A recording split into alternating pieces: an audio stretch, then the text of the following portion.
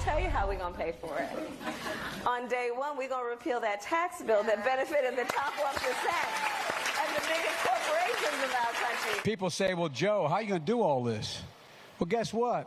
First thing I do is going to repeal this Trump tax cut. Well, there you go. You got a couple of prominent 2020 Democrats have a new strategy, run against President Trump and the Republican Party's tax cut. But is this just a tactic to distract from the president's economic success that we're currently enjoying? And what would the impact be on the average American? Grover Norquist is the president of Americans for Tax Reform. He joins us from our nation's capital. Grover, good morning to you.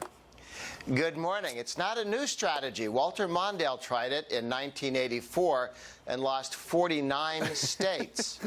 Well, what about Kamala Harris, though? She just said that, the tax cut benefits the top 1%. Is that accurate? Well, that's what the left was saying right when the bill passed. You remember the tax cut was very unpopular in polling when it passed. As we got closer to April 15th of this year and Americans actually saw the size of the tax cut they got, it became much more popular. What Harris and Joe Biden are talking about taking away from people, family of four, $73,000 median income, that family would have $2,000 in higher taxes if you took away the Trump tax cuts. That's how big the Trump tax cut was for a family of four earning $73,000. Single parent earning $41,000. One child, single parent, would cost that person $1,300 to lose the Trump tax cut. That's how large the tax cut was. These are significant tax cuts. Even the New York Times and the Washington Post, in their fact checks and others, had to say this was a tax cut for most Americans. And that's sinking in now. A year ago, the press told everyone it wasn't happening, and who knew? Now we paid our taxes for 2018. But I remember, so if they repealed the tax cuts, though, that is going to impact pretty much every business in the United States as well, because then the corporate tax rate would go back up to one of the highest rates on the planet.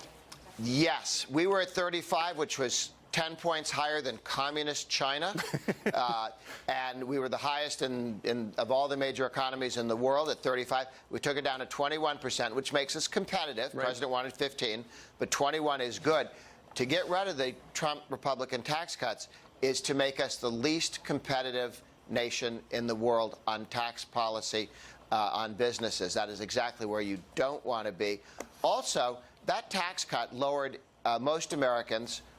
Yes. Most Americans'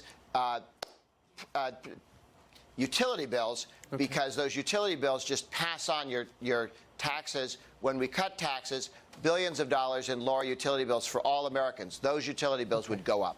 All right, so a cautionary tale. Grover, thank you very much for joining us live today. You got it. All right. All right.